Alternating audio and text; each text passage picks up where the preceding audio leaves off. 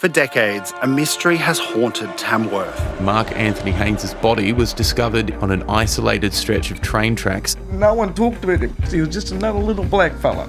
An ABC True Crime podcast was followed by a fresh inquest. John was just holding their breath. If he didn't do it directly, he knows what happened. With the truth closer than ever, hear the whole story now. Search for Unravel Blood on the Tracks. It's on the ABC Listen app or wherever you get your podcasts. ABC Listen. Podcasts, radio, news, music and more.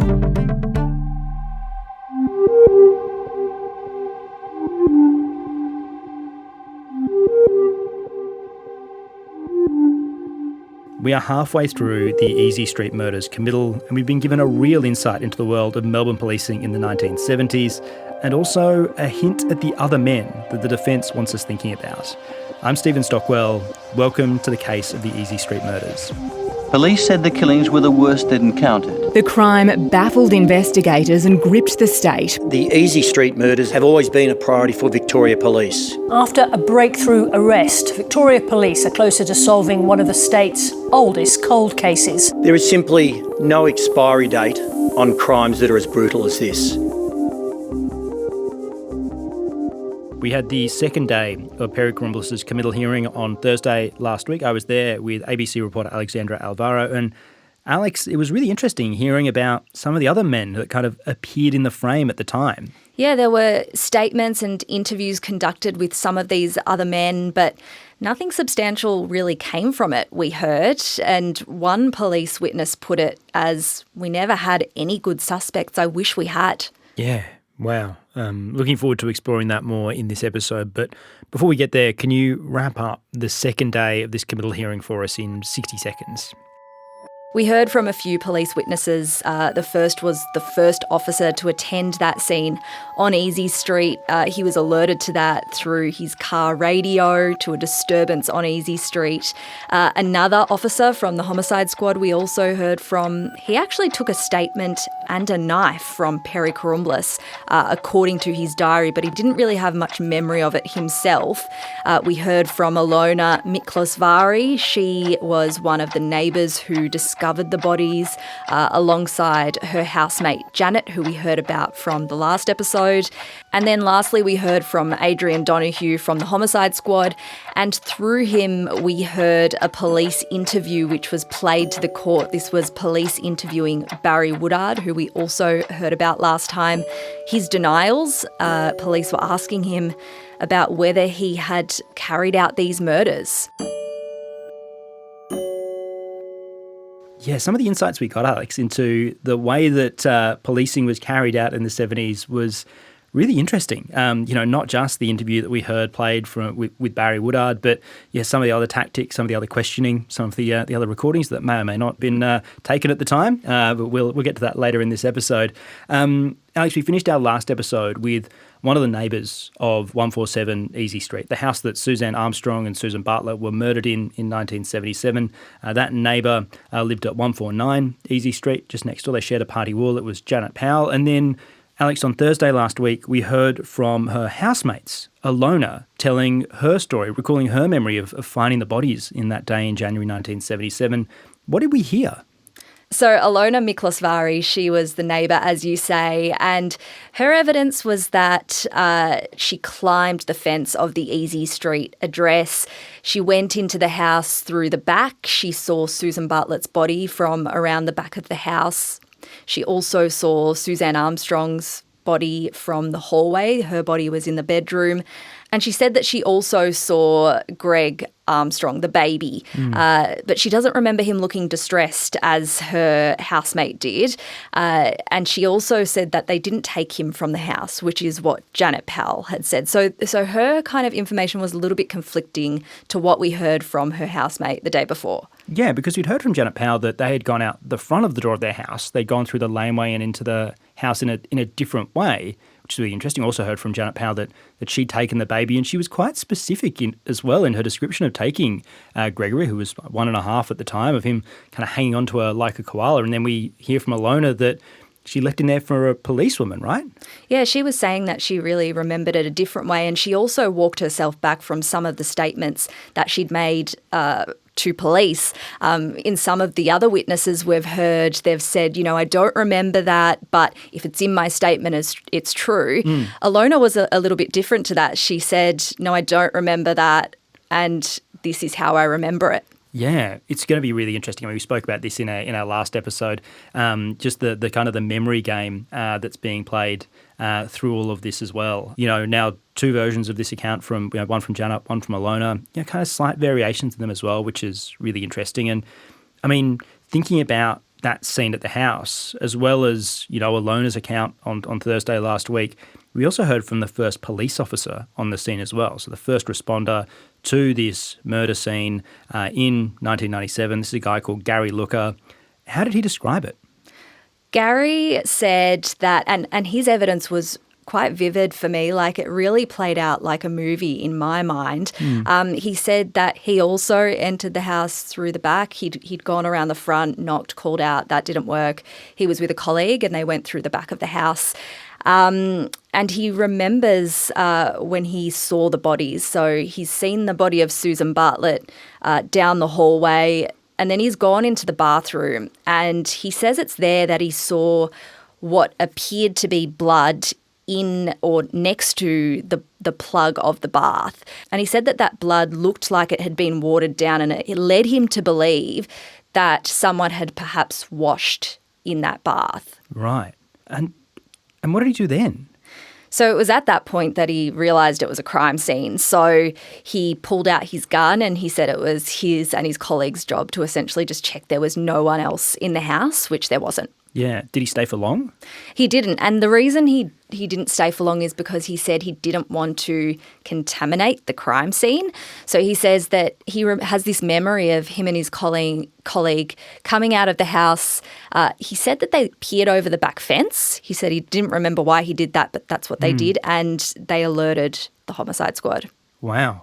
Something that, sort of surprises me, I guess, a bit with this is how vividly he seems to have remembered this. I mean, we've just spent all this time in our last episode talking about how, there's these kind of, things that people aren't remembering or they can't recall. And then, Gary's come in and he describes this incredibly vivid scene of like walking through this house and what he was thinking in certain spaces and things like that. This seems it just seems so vivid. It does, but remember, a lot of it's also coming from his statement as well that he's made to police. And so it's being put to him during cross-examination and then he's agreeing or disagreeing with what's put to him. Right, yeah. And I mean, I guess this is an interesting point as well, right? Because, we talked about this a little bit in the other episodes we've made is that, most of the time these witnesses are getting the kind of like when they're being, examined in chief by the prosecution, they're basically just being asked to check if their statements are accurate or not. And then they're kind of given a thumbs up. And then it's in cross-examination that we kind of hear these details and these stories because the defence barrister, Dermot Dan Casey, is kind of reading things back to them and then checking it against their memory, right? Yeah, and asking them to expand on it and asking them if that's true in terms of what they believe to be true now. Yeah, right. It's so fascinating. I was expecting to go into this and just be so confused and just hear people talking about these documents we wouldn't see, but the way it's all being tested by Dermot Dan Casey kind of pulls it apart a bit more as well. And we've also learned, Alex, throughout this, I mean, we had, Gary Looker, one of the police officers there, and then we've also had another one of the investigators, some of the homicide detectives at this committal giving evidence about what they recall from this investigation at the time. I mean, what have we learnt from some of them? Well, we also heard from Douglas Carroll. He was from the homicide squad, and he told the court that he actually took a statement from Perry Kouroumblis back in the day. Now, he didn't remember much of this. In fact, he didn't really remember it at all. But he was really relying on his notes, contemporaneous notes from his diary at the time. Yep. So the diary proved really useful because he was able to kind of be prompted by it.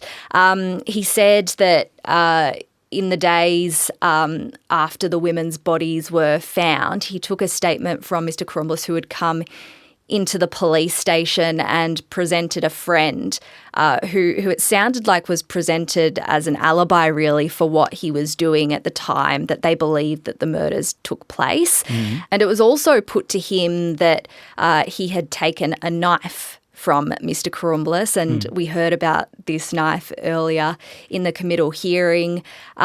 He said he didn't really remember what he did with it, but he was relying on what the process would have been at the time that he took it from him and then took it to the back of the police station and stowed it there in a way that would have been consistent with what was done at the time, but he didn't really have independent memory of it. Right. Was there anyone else that he spoke to? Yes, so he did speak to Susan Bartlett's acquaintance, Ross Hammond, and he was identified as the owner of a footprint that was found on Susan Bartlett's bed. Again, he doesn't remember speaking to him. It's only through notes in his diary that he was able to recall, but he says that he took a statement from Ross Hammond. Right.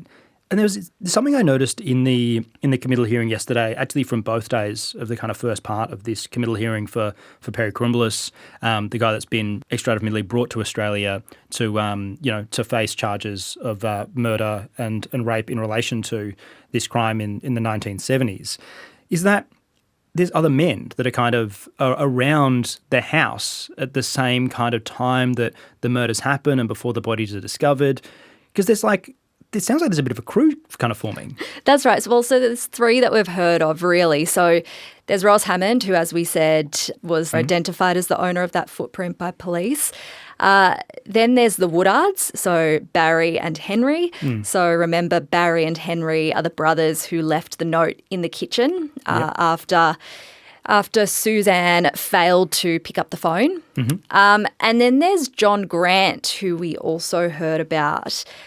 He is a colleague of one of the women's neighbours. So he's one of Alona's colleagues. Right. Okay, cool. And John Grant was kind of around basically Easey Street because he was hanging out with Alona. We've got Hammond, who at some point went into the house because there's the footprint on the bedspread. And then we've got Woodard, who we know was around the back of the house leaving the note. Can you tell me a bit more about who these guys are, though? So Ross Hammond was introduced in the prosecution's opening as an associate of Susan Bartlett. And as you say, it's believed he was in the house potentially between when the murders happened and the discovery of the bodies. Then one of the police witnesses who we've heard from, Adrian Donoghue, says that he was never interviewed as a possible suspect. He gave an explanation and we accepted it. So that's Ross Hammond. Right, okay. And then there was John Grant. He was a colleague of Alona's, a fellow journalist. She said that he was having trouble at home at the time, and so she'd given him the key to her house in case he needed to stay over. Right. And I mean, while Alona has given John Grant a key to her house, he doesn't sound like the nicest dude in the world. Well, she'd previously given a statement to police, according to defence, saying that he could become aggressive after a few drinks, that he'd been aggressive towards her, and that he was also the suspect in another murder.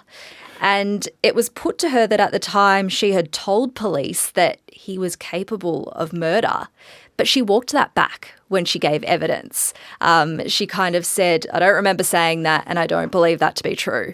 Right, okay. And I mean, Alona was a journalist in the 70s. She was working at, I think, the Truth newspaper as a sports reporter. John was there as a crime journalist as well, I think. Yes. And I mean, something that stuck with me from the evidence that we heard on Thursday last week was Alona, Alona being pointed to a reference she made of John Grant saying that, after a few drinks, he wouldn't think twice about propositioning women and, saying sort of kind of awful things and all of that. And then her saying, well, yeah, but also I worked with male journalists in the 70s. They were kind of all like that. Yeah, I guess she was asked, is that in keeping with the man you knew? And she said, well, it was in keeping with most of the men I knew. Oh, dear. Well, look, I like to think that journalists have come a long way since then. And, maybe she would think differently if she still worked in the space now. And then we also had Barry Woodard. He was one of the other people that the police interviewed at the time as well, right, Alex? And, he was considered kind of, it seems like a suspect. Yeah, he gave evidence that police were really interrogating him about whether it was him who had carried out these murders. Yeah, right. And, I mean, this is Perry Kouroumblis' committal hearing. Why are we hearing so much about these other men? It's hard to say at the time where defence is heading with this questioning, but they have said while we were hearing openings that they would be exploring alternative suspects who were around at the time. Right. Okay, cool. Okay, that gives some useful context as to why, I mean, this is all Dermot Dan KC kind of leading this question, asking all of these things. So that's where it's coming from. The prosecution, like we said earlier, just kind of getting these statements confirmed and then moving on. A little bit of re-examination at the end to clarify points of things they've said, things witnesses have said, but yeah, not a huge amount from them. And I mean, Alex, talking about Barry Woodard, he was someone who was, interviewed by police at the time, and we know this because, not just because it's been said in court, but we heard the audio of the interview. We did, which was so fascinating. Essentially, this was played during one of the homicide squad detectives' evidence, and there was a bit of a dispute as to whether that witness was the voice that we were hearing in that interview, but we got to hear some of that, if I can call it, interrogation from police to Barry Woodard. It was, it was put to him, you killed these two girls. I don't care what you say. Police accused him of crying for a solicitor. He asked if Barry, you can hear him in the interview saying, can I make a phone call? And officers saying to him, oh, dear Margaret, this is his sister. Dear Margaret, what's Margaret going to do for you? Why do you want a solicitor for, fellow? So we got to hear a little bit of that back and forth between some unidentified police and Barry, that witness. Yeah, really, really interesting. And, talking about the insights into the, the policing at the time and how this work was done. Yeah, we also heard from Donahue, one of the homicide detectives, about a neighbour of the women, Suzanne Armstrong and Susan Bartlett, who he'd interviewed following the murders. Now, this isn't Janet and Lona, who lived on the party wall at 149. This is a different neighbour, describing her as quite a difficult witness as he was talking through that. Yeah, this is Ms. Coventry. It was put to Adrian Donahue that he had spoken to her at the time, and it was put to him that she had told police that she had seen a man dancing with one of the women, that there was Greek music playing. This was her account, apparently. But what Adrian Donahue said around that was that she wasn't really reliable, essentially. She told us a lot of stuff, but none of it was really useful. There was, I think he was recording that on a tape recorder or something as he went in as well, and questioned by Dermot Dan over whether or not that was common practice at the time. And I think, I'm not sure if Adrian was just trying to cover himself, but he was like, oh, no, we used to do that sometimes. It's just how it was done. And then a bit of confusion as well around what was a police interview, what was a statement, things like that. Yeah, exactly. Really, really interesting back and forths. And I mean, when he was talking, something I noticed in that was Magistrate Sonnet, who's the magistrate overseeing this committal hearing, he kept kind of interjecting. He would ask questions of the witness. Dermot Dan would ask a question, the witness may answer, and then we would see Magistrate Sonnet kind of jump in and go, oh, well, what about this, and then ask kind of a chain of questions in a row. And this was something that really surprised me because I'm used to kind of, basically the trial of Aaron Patterson, where Justice Beale kept so quiet through most of it, just listening and then occasionally asking for clarification. Yeah. But Magistrate Sonnet really quite involved in the questioning. Is that normal for a committal hearing? Sometimes. I mean, the magistrate is the person who in the end needs to make a decision about whether this will go to trial. So I can only assume that those interjections are kind of clarifying things for their own information or putting things to the witness because they think that needs to also be on the record. So it's not uncommon for judges or magistrates to kind of make an interjection as we're hearing from a witness. Yeah, I suppose because, if they think about the trial of Aaron Patterson, the points that Justice Beale would interject would be so the jury could kind of understand what's going on. And, I mean, there's no jury in this. It is just Magistrate Sonnet, so he's just making sure he understands or gets his stuff on the record. So, that's a great insight, Alex. Thank you. We've just had had 2 days of this committal hearing now. We now move into kind of a bit of a break. What happens from here? Well, we'll be back in late November. There are 3 more days set aside to hear the rest of this committal hearing. And then after that, it's likely that Magistrate Brett Sonnet will take a little bit of time to consider his decision before handing it down. Right, and he's sitting here basically assessing whether there's enough evidence for this to be taken to a trial, right? Am I thinking about that correctly? Exactly. Great, cool. So he'll hear it all. We've had a couple of days here. We'll have those other days in late November, and then we'll basically find out from him at some stage after that if we're going to a trial. Thank you, Alex. We asked for questions in our episode the other day, thecaseof@abc.net.au, and you have obliged. We have had a small avalanche of emails into the Case of inbox, and I am very much looking forward to some of them. Some really great insights and some things that I realised I had been taking for granted knowing. So I want to start here with a question from May, a Melburnian listening in from London. May writes, "Hi Alex and Stocky. In your recent app, you mentioned Barry and his brother left a note in the kitchen. Can you tell us more about the layout of the house and how a note could be left in the kitchen if Barry and his brother did not go into the house and discover the unfortunate scene?" So we've heard that this house was kind of an old workman's cottage. So I can kind of describe the layout as I've heard it described in court. But at the back of the house, and this is where some of the witnesses say they entered the house through, is the kitchen and the dining area. So that is where the note was left. And then there's also a hallway that goes down the side of the house. And this is where I believe the bedrooms and the bathroom come off. And your question about Barry not discovering the scene, even though he was, or at least his brother was in the kitchen leaving that note, is an interesting one because it was actually put to Barry at the time. You know, you went into the kitchen and you didn't go further and you told your brother not to go further because you knew the women were inside dead, which of course he denied. Wonderful question, May. Thank you, Alex. We have another one here from Virginia from Western Australia. Virginia writes, "Hello, Case of team. Been listening to your podcast since inception and have a burning question around the Easey Street case. My heart and thoughts have been with a child of Suzanne Armstrong that was apparently in the house at the time of the murders. My question is, as that child would now be an adult, are they present in the process? And if known, are they able to access early memories to be able to offer any input into the trial on behalf of their deceased mother? I understand they were very young at the time, but know that sometimes later in life, these pre-verbal memories can resurface." Gregory Armstrong was about 1.5 at the time of these murders, and he's led a very private life since. In looking back at our archives and our reporting, we did do a story about Gregory in the years after the murders.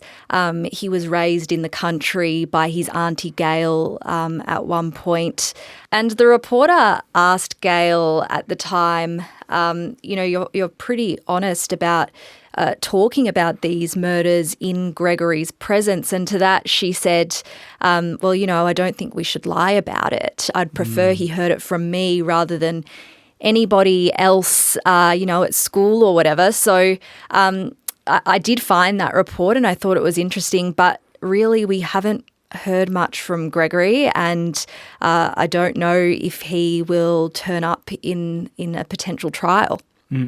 Thank you, Alex. Wonderful question, Virginia, as well. And I mean, when we're thinking about the impact of crimes like this, the deaths of Suzanne Armstrong and Susan Bartlett, have been felt for a very long time, certainly without a resolution at this stage. And Gregory Armstrong, a child at the time this happened, still having to live with this as he grows old as well. So, worth remembering the impact that these crimes have as we're talking about them.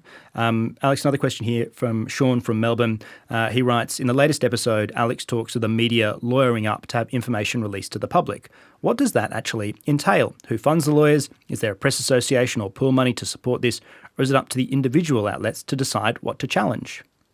I love this question. So there's not really a pool as such. It's a little bit more informal. So when a suppression order is applied for or made by a court, journalists will decide to challenge it, and usually the basis of that is that we think it should be made public. We believe it to be in the public interest.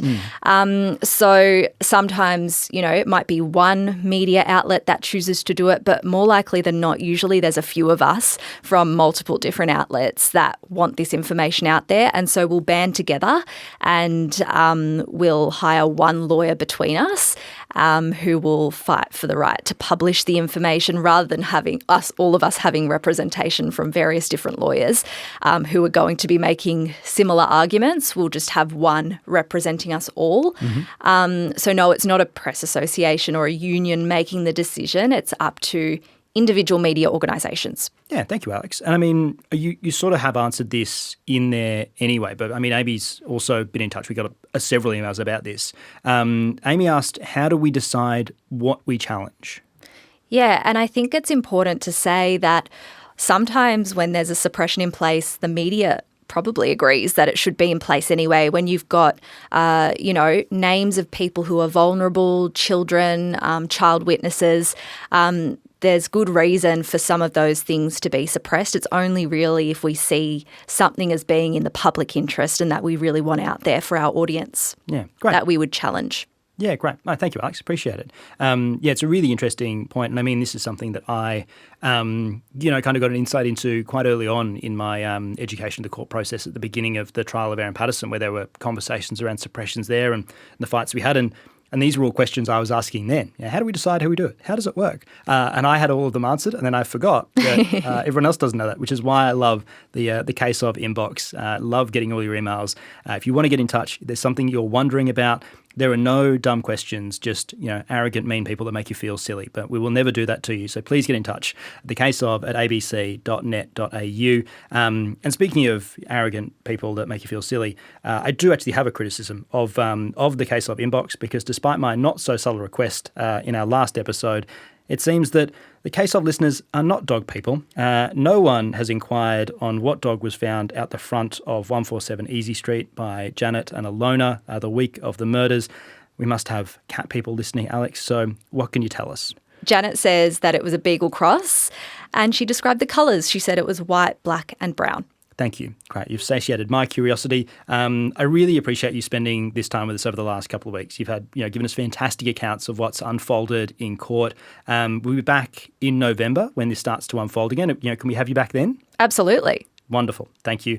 You're always very welcome. We are going to drag ABC investigative reporter Rachel Brown into the studio on Thursday to answer more of your questions. Rachel has been doing so much reporting on this case over many, many years. She's been listening into the committal process as well, so she's across that and knows this very, very well. So please get in touch with your questions. thecaseof@abc.net.au, and we'll dive into them in an episode on Thursday. And we do have some schedule juggling to figure out what's coming up next and how we're going to manage the next stage of this committal in late November, because from next week we're going to be taking you to North Queensland for the case of Toya's murder. That is the murder trial of Rajwinder Singh. It's expected to start on Monday next week. He has entered a not guilty plea over the murder of 24-year-old Toya Cordingley on a Cairns beach in 2018. I will be up there for the trial with ABC reporter Chris Tester to bring you all of the details from there. We'll have more of that in your feed on Friday, so make sure you grab yourself the ABC Listen app so you don't miss a moment of that.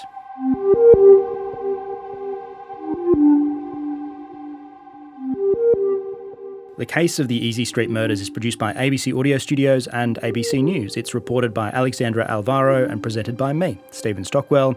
Our executive producer is Claire Rawlinson, and a shout out to ABC senior lawyer, our legal queen, Jasmine Sims, to the Victorian newsroom, and also to Audio Studios manager, Eric George.